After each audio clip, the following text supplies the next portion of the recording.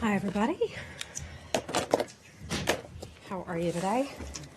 Surviving so far. Surviving, good. Matt, how was your daughter's birthday? It was lovely. She turned 1. Yes, How indeed sweet is she that? did. It was very nice. Yeah, good. Okay, a couple of items I want to start out with today before getting to your questions. And the first, I'd like to start with the Secretary's travel on his European trip in Brussels. In Brussels today, Secretary Tillerson held meetings with the Belgian Prime Minister, Charles Michel, European High Commissioner Representative Federica Mogherini, and NATO Secretary General Jens Stoltenberg.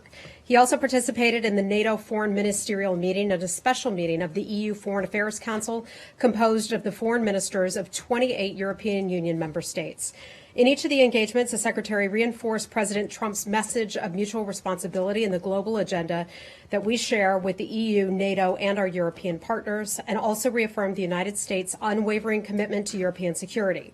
Our shared agenda covers a wide range of joint objectives, including the denuclearized Korean Peninsula, the global defeat of ISIS, support for UN-led Geneva process in Syria, and the restoration of Ukraine's full sovereignty and territorial integrity. The Secretary's discussions with his counterparts highlighted again the close and positive bond between the U.S. and Europe in addressing some of the global challenges. After Brussels, Secretary Tillerson will travel to Vienna and Paris, where he will continue to raise these and other areas of mutual interest. And our colleagues who are missing today, hope they're having a good time on that trip. Second thing, I would like to welcome our new Undersecretary of Public Affairs and Public Diplomacy, Mr. Erwin Stephen Goldstein, to the Department of State. Mr. Goldstein, I mentioned this to you last week, by the way, you can call him Steve, was sworn in yesterday at noon and has now started meeting with our colleagues at all levels in the department to learn more about the work that we do here, especially in PA and in public diplomacy. In particular, he's interested in helping the department speak with a clear, consistent, and compelling voice. He brings to the State Department a unique blend of public and private sector experience, including more than 25 years leading corporate communications and branding for companies including TIAA-CREF, AllianceBernstein, Dow Jones, Wall Street Journal. I'd like to mention that I spent some time with him. He has a ton of energy. He will put all of us through our paces. He says that he is committed to having a good, positive working relationship with the press. He believes fundamentally in the right of a free press and is committed to working on even improving our relationship even more. I feel that I have a good relationship with all of you, and I know he's committed to doing that as well. He understands your jobs, he respects your jobs, and I look forward to introducing you to him very soon, now that it's his second day on the job.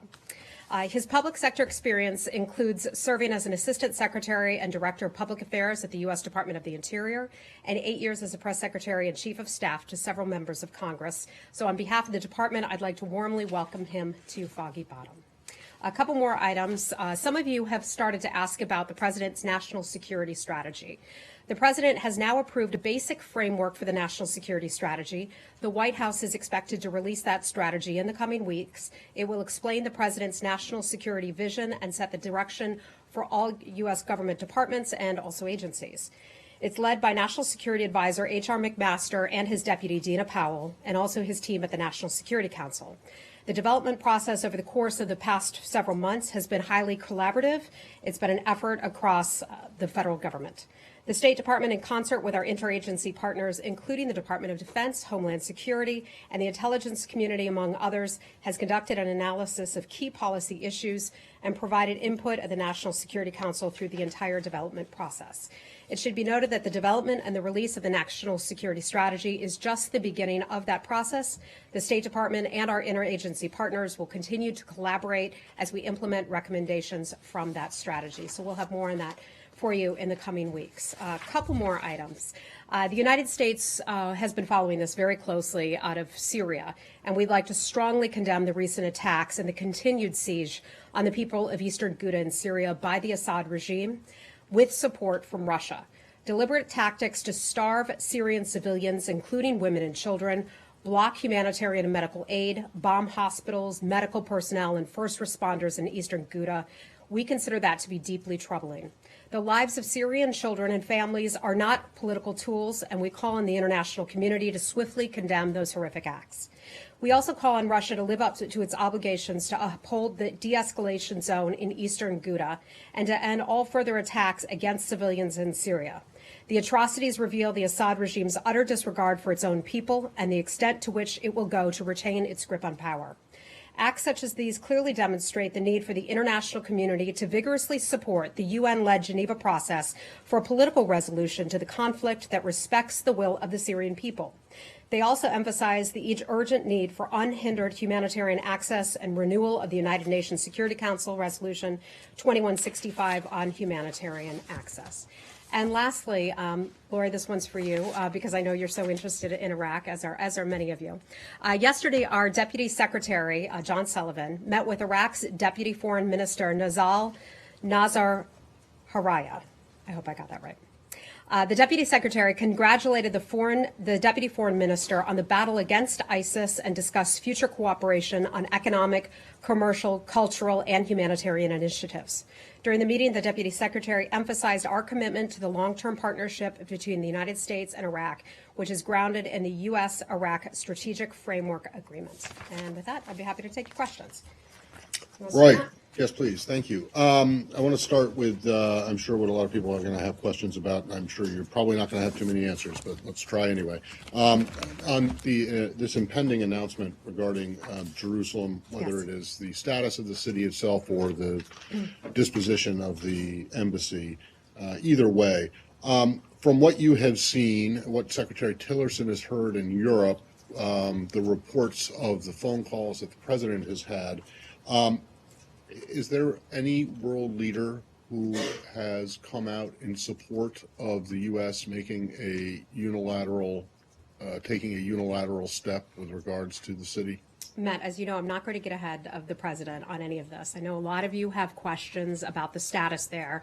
I don't want to speculate on what the president's announcement will be and don't want to get ahead of the president. The issue rests with the president. The president will address all of this when he is ready.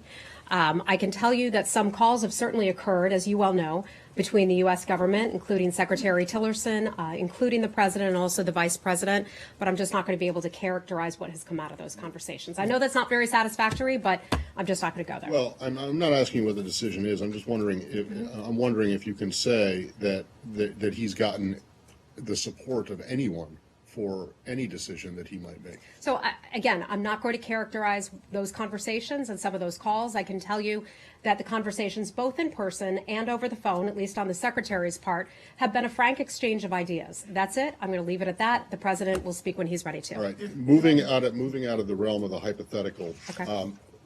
Last week, cables went out from the department to embassies abroad, warning them about the possibility of violence, of protests in anticipation of this announcement. Today, already, the Consulate General in Jerusalem has put out a security message. These are not in the realm of the hypothetical. These are things that are actually happening.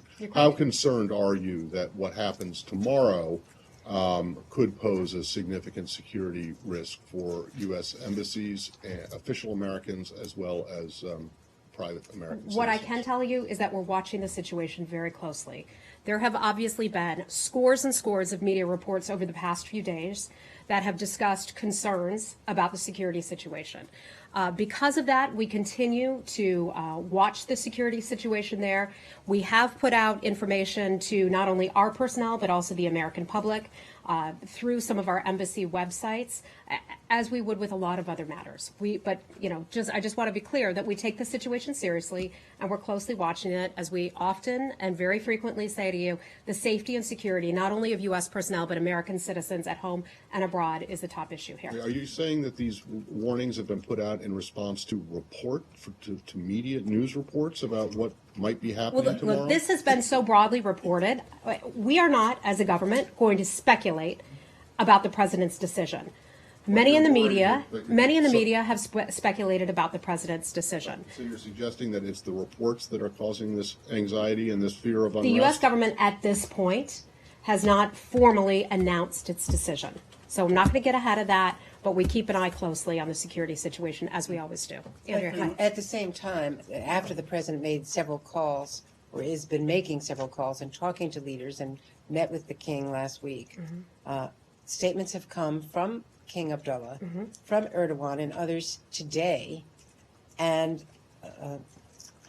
Federica Mogherini spoke to the Secretary of State's face today about not doing anything that would undermine peace in the region.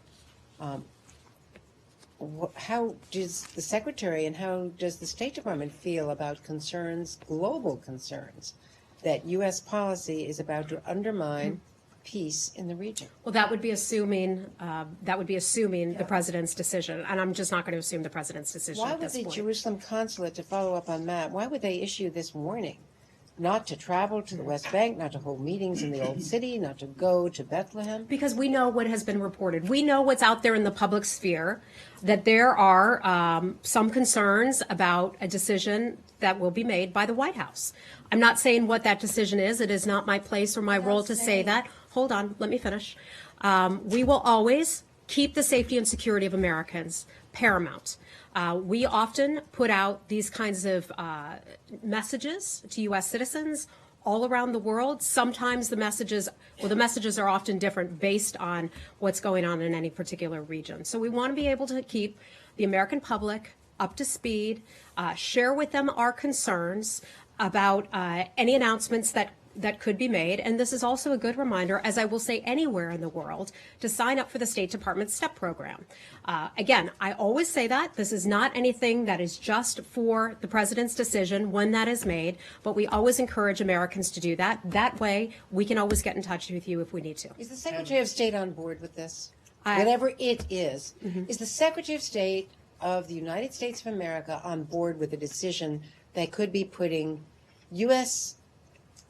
citizens and troops at risk in the region? I think the Secretary has communicated clearly, as have all the members of the interagency who have a role in making this decision or being a part of the decision.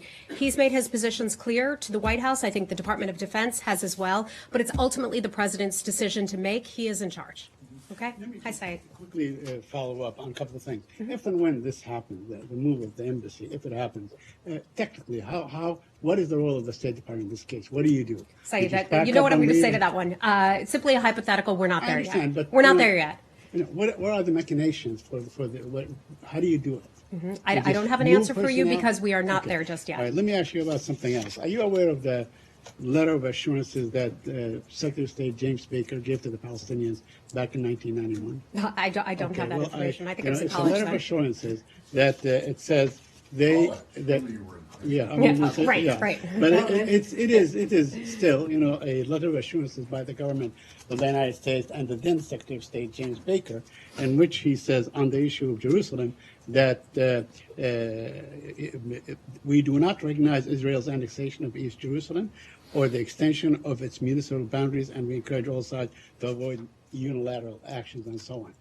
Are you breaking your own word in this case? I mean, isn't that a word that I the can't United speak States- back to 1991 But that- and Mr. Baker's comments or pledge at the time. Are you suggesting that the U.S. government changes its position from one administration to the other? I can say that the president is going to make a decision, or the president will make his announcement when he is ready. But you certainly agree that the United States must I'm not adhere to agreeing. its- I'm not agreeing with anything. I'm saying I'm not going to get ahead of the president. Okay, I mean, let me ask you about something else. I mean, you want to reach a peaceful settlement with the Palestinians. Today, I think either the House voted or it is voting on Taylor Force, for instance, to cut off aid for the Palestinians.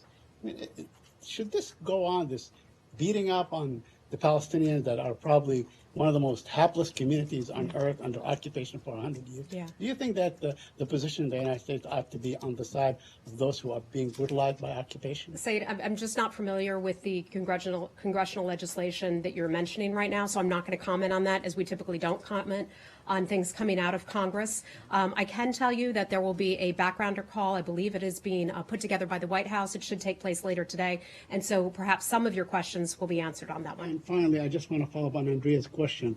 Is the Secretary on board on this? Has he consulted with the President in any way, let's say in the last 24 hours and so on. I don't know if the Secretary has spoken with the President within the past 24 hours, but I can tell you that the Secretary and the State Department have sent in a lot of information to the White House. The Secretary, as you well know, has had a lot of bilateral meetings recently, including some of those face-to-face in Europe right now. He's had a lot of calls over the past few days and some meetings in person here in Washington last week. So whatever he learns out of those meetings, calls, and conversations, he certainly passes that off to the White House, and the President can make his decision. I imagine that the Department of Defense has done the same thing. Okay? Shall we move on? Okay. Okay. Hi. Technicalities. The waiver wasn't signed as on the due date last night. What is the status of it now before? I'm not going to confirm that. That's all in the hands of the White House because that's something that the President would be handling. Okay? Let's move on. Are you sending anyone to the PLO Bethlehem Christmas party tomorrow on Capitol Hill? I'm not aware of that. I think the State Department was invited. So I don't know. I had not heard of it. Thank you for bringing that to my attention. Actually, speaking about that party, is it your understanding that a holiday party would be among the things permitted for the PLO office to do after you closed it and then didn't close it? Well, to my understanding, it never fully closed or anything of the sort. but- They're still actively engaged, and we have asked that they stay engaged in the peace process. Now, perhaps, and now I will get into a hypothetical, if our Palestinian friends want to open up the office and invite Christians and invite the Israelis, then perhaps, why not have a party? Okay. All right. So if they have a sign that says like "Peace on Earth," that's Peace on, okay. perhaps That it means is. that- Yes, that means yes. that And I it's say that okay. in a teasing fashion. Half of the Palestinian community in this area is Christian. I mean, they come and they celebrate these events and they invite everybody. Okay. All right. Let's move on. Lori, do you have something more? Yeah, Iraq, yes. How about that? I had a special topper just for you today. That's a first. I appreciate it a lot. Thank you. We try. Okay, and I want to follow up on that topper. The Kurdish Prime Minister, Netravan Barzani, complained today that the talks with Baghdad, which you, the KRG, you've repeatedly called for, have not even started. So in the Deputy Secretary's meeting with the Iraqi Deputy Foreign Minister, was there any discussion of when those talks would begin? Well, those talks would have to be agreed to between the Iraqi central government and also between the Kurds. So I'm not sure that they would commit to us that those talks will begin on a certain date. But we continue to call upon the government of Iraq to sit down with the Kurds and have a conversation about this. But the Prime Minister of the government of Kurdistan, Iraqi Kurdistan, said, we want these talks to begin, and Baghdad is doing nothing. Yeah. What are you going to do about that? We feel, first of all, it's not the place of the U.S. government to force these talks to happen, but we do firmly believe that that is the right thing to do and it should happen. So we just continue to call on the government of Baghdad and also the Kurds to sit down and have a conversation together. We are willing to certainly help facilitate talks, but we would have to be asked by the governments to do that. Has the Iraqi government asked you Not yet? to my knowledge. So what is your view then, the Kurdish leadership, Prime Minister Barzani and Deputy Prime Minister Talabani visited Paris, they met with the French president. What is your view of that diplomacy? Do you regard that as helpful? Well, I think all diplomacy of the sorts is helpful. Certainly, France has a responsibility and forces serving in the region. They're a part of the de-ISIS coalition. I think it's certainly important that the Iraqi government would sit down and talk with Mr. Macron. Okay, Jenny, hi. Thank you. On North Korea. Okay. North Korea reportedly will negotiation with the United States if the United States recognize North Korea as a nuclear state. I'm sorry. Start that over again. North Korea reportedly will negotiation with the United States if United States recognize North Korea as a nuclear state. They will talk with us if we recognize them Yes. as a North Korea as a nuclear state. That's the Yes. question. Yes. Okay. Our policy is very clear. It's a policy that Russia and China happen to agree with as well. We believe in the denuclearization of the Korean Peninsula. That is something that the Republic of Korea believes in firmly, and also Japan. So we're not changing our view. We're not going to backtrack on this. We believe, and that is our top priority, the denuclearization of the Korean Peninsula. So you don't have any further negotiation with North Korea without? We any certainly don't. concession? We remain open to talks if they are serious about denuclearization. The activities that they've been engaged in recently have shown that they are not interested, that they are not serious about sitting down and having conversations. Anything else on North Korea? Yes, North Korea. Okay. Hi, sir. Hi, this What's is your Qiang. name? Qiang And you're from where? from Shenzhen Media Group. Okay. My first time. Yes, New welcome. face. Thank you. I hope everybody's nice to you here. Yes. Okay, good. So, starting from today, the UN Under Secretary General Jeffrey Feltman will visit North Korea and meet with several North Korean officials. And he also stopped by China and met with Chinese Vice Foreign Minister Li Baodong yesterday.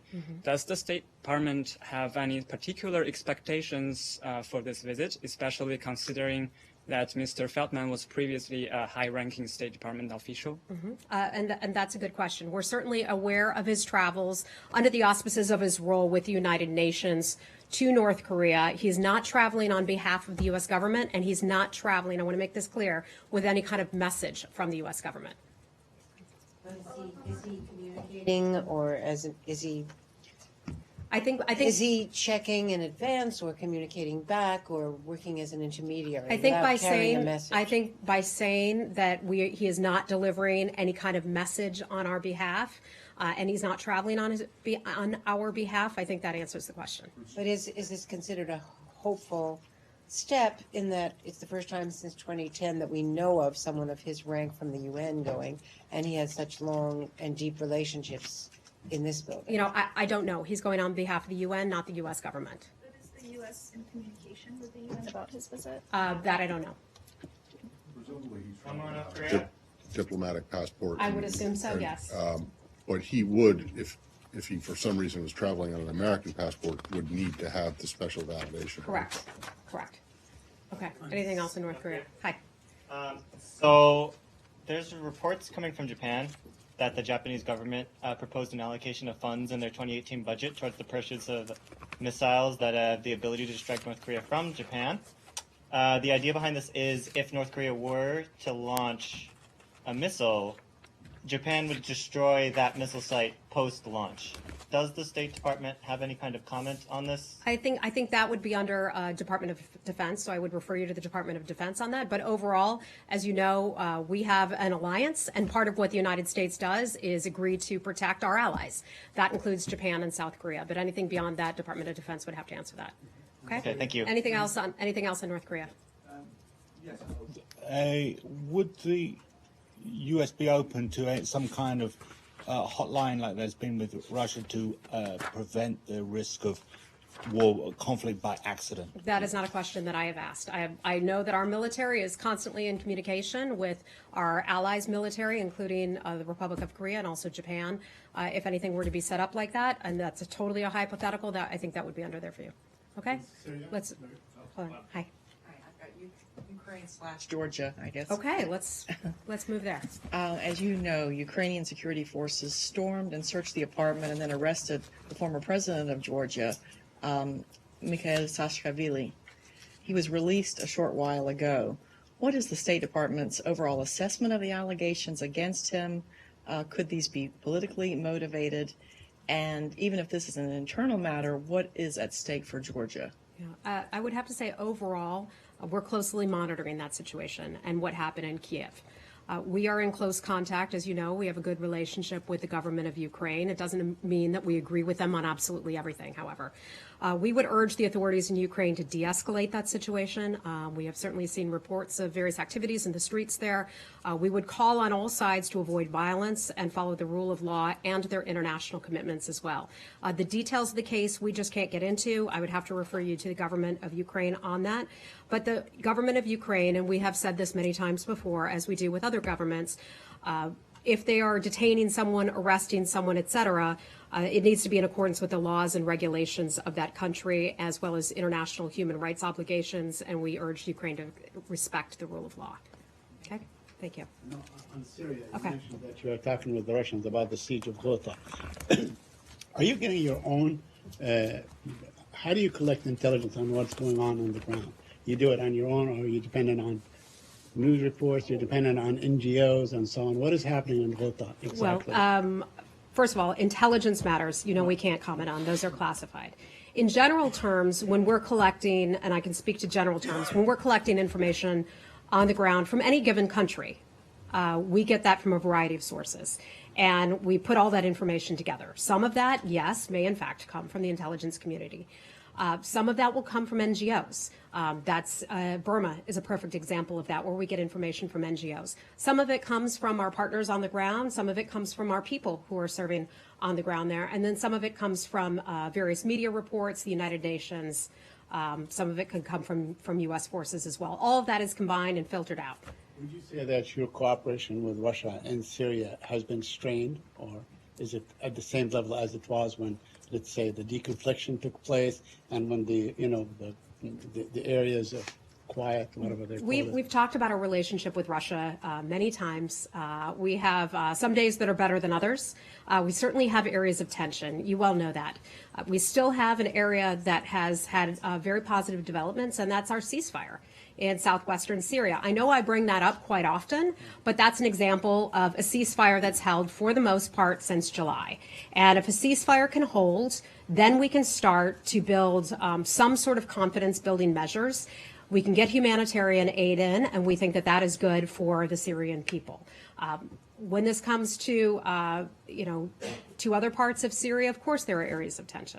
Have you asked the Russians to lean on the Syrians to allow humanitarian aid into Ghouta? We always do. We often call for the humanitarian, just bottom line, humanitarian aid needs to get to the people of Syria. It needs to get to the people in other conflict zones around the world. As you know, the Secretary is meeting with Foreign Minister Lavrov later this week, so I don't want to get ahead of any of his conversations. Stay on Russia for a second. Yeah. And this whole thing with the FARA registration for RT and the other company, I don't know how much you addressed this because I was gone a couple of days last week, but as you are aware, they were told to register. They did, and at the time you said that this would not affect their ability to gather information and report, and yet the Standing Committee of the Correspondents on the Hill revoked their credentials because they are no longer eligible as a foreign agent. Let me pause you right there. Wait. I want to ask you a question. In response, the Russian Duma has revoked the credentials of RFERL and VOA, and I'm just wondering if you have a response to that. First I want to ask you a question, because you've been around here a long time. You are the head of the State Department Correspondents Association, and correct me if I'm wrong, the Capitol Hill Correspondents Association is similar to State Department Association, correct? I think it has a bit more power. But my point is, it's much more organized. I'm not been a Capitol Hill reporter, so help describe this to me. This is not made up of members of Congress, correct? This is made up of reporters. Correct. And so the reporters would... Correct. There's congressional staff who are part of it. But the thing is that the intimation that you had made was that this would not affect their ability to gather information, and it did, whether or not that was a government decision or not. It did, and so the Russians in response. We can't take responsibility for the actions of private entities, other organizations. I'm not asking about that. I can only speak on behalf of the U.S. government. I know, but so what I'm asking you is for your reaction to the Russian reaction to that, which was the Duma deciding to yank the credentials of VOA and ARF. Do you have anything? Yeah, absolutely. We think that is wrong. One of the things that we talk about a lot here is the freedom of speech and the importance of that. That includes speech that other governments may find uncomfortable. That applies to our allies and partners, and that applies to countries that we have tense relationships as well. We believe in that firmly. The Russian law that was passed is something that Ambassador Huntsman talked about earlier today, our new ambassador to Russia. He said, we strongly urge the Russian government to not allow this to stifle free speech and editorial independence on the part of those who seek to operate freely in Russia. Russia's media law, because we believe it may be applied like its NGO law, we are concerned that they could end up harassing reporters, detaining reporters, kicking reporters out of the country. That is something that we believe fundamentally as Americans is wrong. We believe in the right to free speech, and we have serious concerns about Russia's activities to clamp down on press freedoms. You want to comment on the OIC disallowing the Russians from participating in the Winter Olympics? Did they? Yes. I wasn't aware of that. I missed that headline, so no, I don't have anything for you on that. Can we go back to North Korea for a second? Okay, let's try to stay in region. Does anybody have anything Well, it has else? to do with Russia too. Okay. So apparently, fuel prices in North Korea have gone down recently since November, and it appears to be because of an increase in supply from Russia of fuel. What's the State Department response to that, and what can the United States do about it? I'm afraid I just don't have any government reports on that proves that is in fact the case, so I can't comment on that. On Russia and Syria, Yes. and I feel a little bit of like I'm doing a Matt Lee imitation of his questions. Well, of you John two Kirby. do sometimes. But poor John Kirby always regularly got hammered by Matt.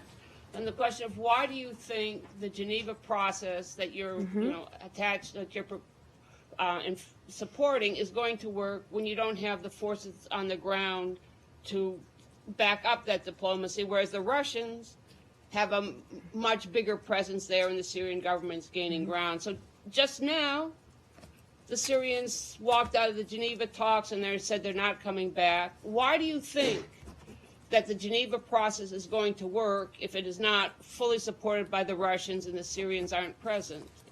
Well, look, I think ultimately the Geneva process is something that many countries have agreed to, that is the best, most workable process.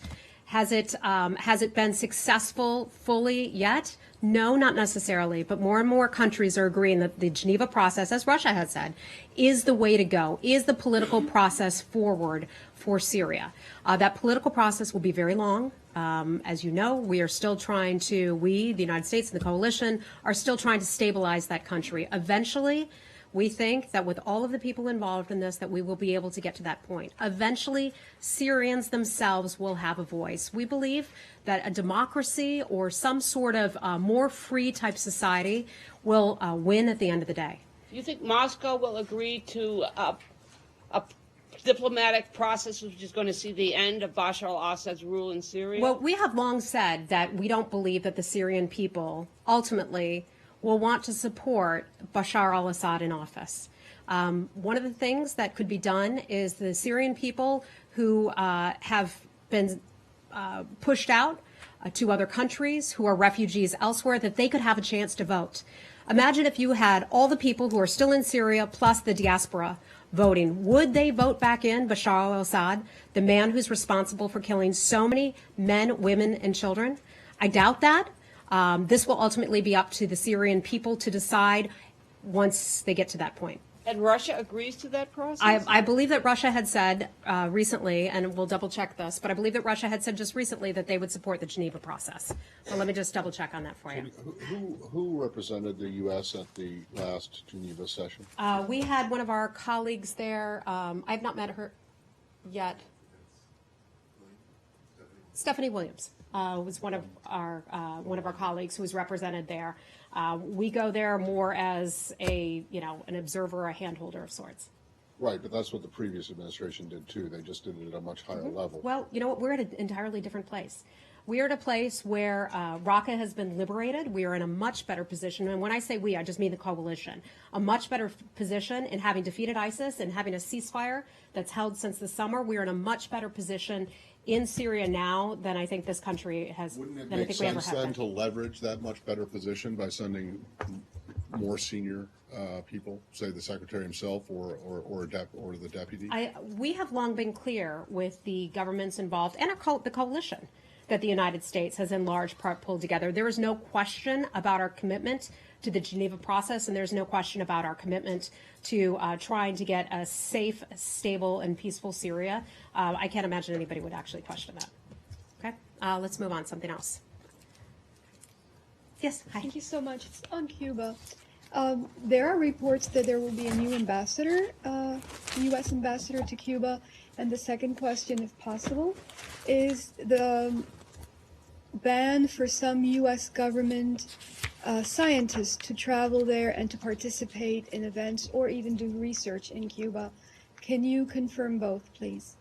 I can tell you the first part, yes. The second part, I don't have any information for you on that, but I can certainly look into that. In terms of our leadership at our embassy in Cuba, we just have nothing to announce at this point. We have a chargé, Lawrence Gumbiner. He's continuing to serve as the interim chargé in Havana, but I've seen reports of an ambassador, but I just don't have anything for you on that. That would be a White House question. Okay? Okay. Honduras. What is happening in Honduras? If you have anything on that? Doing a ping pong all around the world here today. Yeah, because I mean, you it's, really you are. know, I mean, Okay. they just deployed the military. And, I mean, Yeah, what's going let me on? give the latest on what I have regarding that. But just bear with me a second. While you're going through your PQs, I have a very brief one on Bahrain. I'm sure you won't have it. Nabil Rajab in this court case has moved up, actually, for the first time in a while. Can you? What do you mean it's moved up? Well, it was not supposed to resume until later, and then yesterday they announced that it would resume this morning, and I'm just wondering if you guys have any thoughts about that, or we're aware of it. Well, I'm sure you don't have it now, but It's a case that we follow very closely. His case is, it's something I know that our government has been present for some of his hearings processes, legal processes, I'll just call them, in the past. I just don't have anything new for you on that. There's a letter that went to Deputy Secretary Sullivan from the Foreign Relations Committee, bipartisan letter. Senator Cardin was the Democrat on it, asking for more transparency on the redesign, for an update on the numbers of State Department positions, and also questioning the Secretary's comments to the Wilson Center on the likelihood or possibility that resolving conflicts would reduce the budget pressure. It's a fairly stiff letter. Do you know if Secretary Sullivan has read it, responded to it, or do you have anything on that? I do not know if he's read that letter or if he's responded. I can certainly check with his office and ask that question. I can tell you overall, we are committed to more transparency with the redesign process. We are committed to better communication with the redesign process. As I mentioned at the top of the briefing, we have a new Undersecretary for Public Affairs and Public Diplomacy. One of the things he intends to do is work more with our press corps. He has a big job, but one of the things that he has outlined has been to create more transparency. We will be holding a series of town hall meetings. I know he's speaking with some of the folks under him in the coming days about transparency and the importance of that. I know the Secretary is planning a town hall meeting on the overall redesign process. The Secretary spoke a little bit to the redesign process with members of our embassy in Brussels earlier today. I read some of those comments, but will this transparency extend to the Foreign Relations Committee, the Oversight Committee? I would certainly think so. I mean, look, they charge us with questions. They ask us questions. It's our responsibility to answer those questions in a forthright manner. Congress deserves the answers to very important and legitimate questions. Hold, Andrea, may I finish? Congress deserves our answers, the American people deserve our answers, and you deserve our answers. You represent taxpayers, you represent the media, as do members of Congress as well. We intend to provide them with the information that they ask for, and we're recommitting ourselves to having a better process where we communicate more thoroughly and we provide as much information as we can. So I just wanted to put on the record what they wrote. Okay. That we are deeply concerned about recent developments at the Department of State that are adversely affecting American Foreign Service and civil service professionals, putting our nation's ability to carry out diplomacy at risk, including the impact of the department's ongoing hiring freeze, proposed budget cuts, and reorganization efforts. And they're asking for a response to their concerns. Well, I will let the Deputy Secretary or the Secretary respond directly to Congress. I don't think I'm in the position to be able to address them, but I told you that we're committed to being transparent. The Secretary, the Deputy Secretary, the Undersecretary, Tom Shannon, they are all committed to this building. They love this building, believe firmly in what the people here do and what they stand for. One housekeeping. In response to the latest ICBM test from North Korea a couple of weeks ago, the State Department called for a summit, essentially a naval blockade summit with command sending states. Is there any update at all as to when that will happen and what level will participate from state? So just to back up for those of you who haven't been here or aware of this, the Secretary and Foreign Minister Freeland of Canada spoke about, it was about a week and a half ago or so, after the most recent ICBM test. They agreed to pull together 16 of the original sending states back from the Korean armistice. And those states consisted of 16 countries. We are also going to bring in the Republic of Korea and also Japan. In addition to that, there may be some other countries brought in as well. That originally was a military alliance of sorts. The new idea here is to bring these countries together and actually have a diplomatic alliance. Now, we already have that with our maximum pressure campaign. We already have that with some of the United Nations and UN Security Council resolutions that have passed. But this is a new way, a creative way to come up with additional ideas of things that might work to denuclearize the Korean Peninsula. You ask about a date. I just don't have any dates, but I know that we're committed to doing that. And the level of participation, has that been hammered out yet? I don't believe so, but I Secretary imagine, and I can only say I imagine that this would be a high-level event. Okay? Guys, yes, I do. I found it in the meantime. We are certainly monitoring that situation very closely. We have a robust Western Hemisphere bureau here who are keeping a close eye on it, in addition to our embassies and posts in the region. We would urge all actors to exercise their rights peacefully and call for a transparent, impartial, and timely determination of the election results. We know that the final tabulations have not been conducted just yet. The election authorities there completed a special scrutiny process. This is an important step we see in achieving a final election result that accurately represents the will of the Honduran people and expressed in the November the 26th election. Overall, we continue to support efforts of the international election observation missions. They're working with Honduran political leaders and authorities to increase the transparency and the accountability there. Okay, yeah. I'm Luke Vargas with Talk Media News. Hi. You're new here too. I am, yes. First. Welcome. Not permanently, just visiting from the UN. Okay. So on this November 28th certification document on the government's human rights and anti-corruption efforts that Reuters reported on yesterday, I'm curious why that was issued during what was widely expected to be such a sensitive post-election period, if indeed it exists. And second, there are two groups, the Naval Special Forces and the Honduran National Police, that are reported to have used force against civilians, and these are groups receiving U.S. assistance. Okay, is the department monitoring? I'm not aware those of that groups? part. I can certainly check with our Western Hemisphere experts to see if they are. Some of that, it sounds like, would be under the Department of Defense, so you could certainly check with the Department of Defense. I think you're asking me about the certification. Correct. Is that right? That took place on the 30th of November, so that would have been last Thursday, I believe.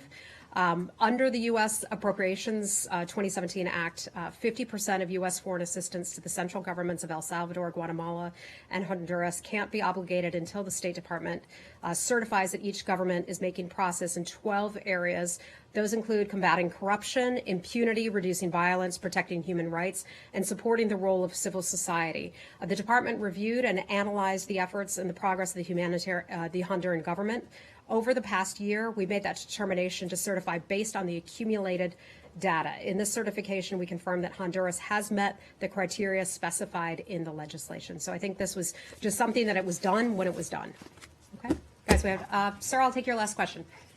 Oleg Merkulov from Media Group Vestia, Riga, Latvia. I'm my first time here too. Oh, welcome. So, wait, who all is new here?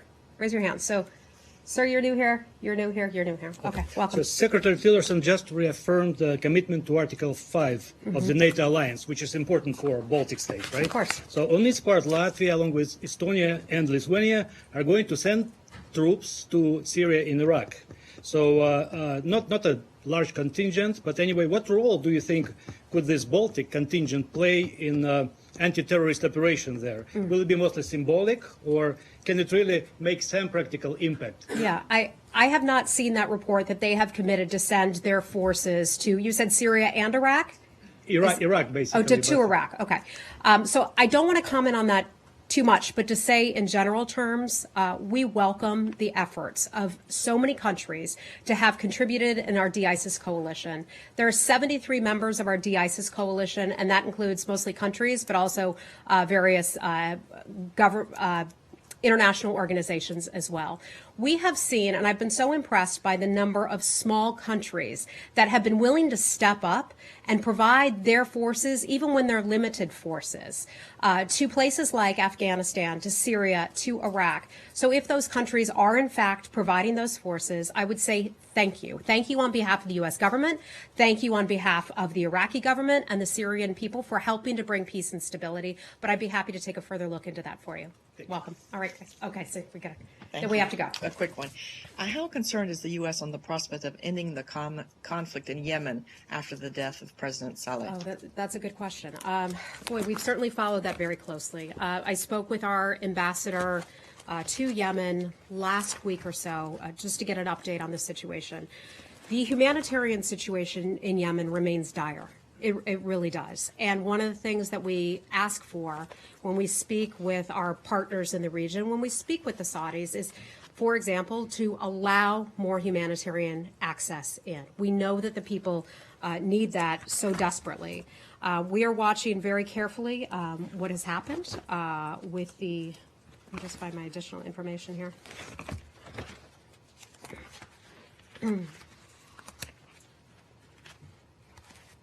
Hold on a second. No, I can't find it. We're just watching it very carefully and are incredibly concerned about violence there. So we continue to call upon, folks in the region to refrain from violence and call for the humanitarian access to get in. I'll see if I have anything more for you on that, okay? Thank you. Thanks, everybody. Thank you.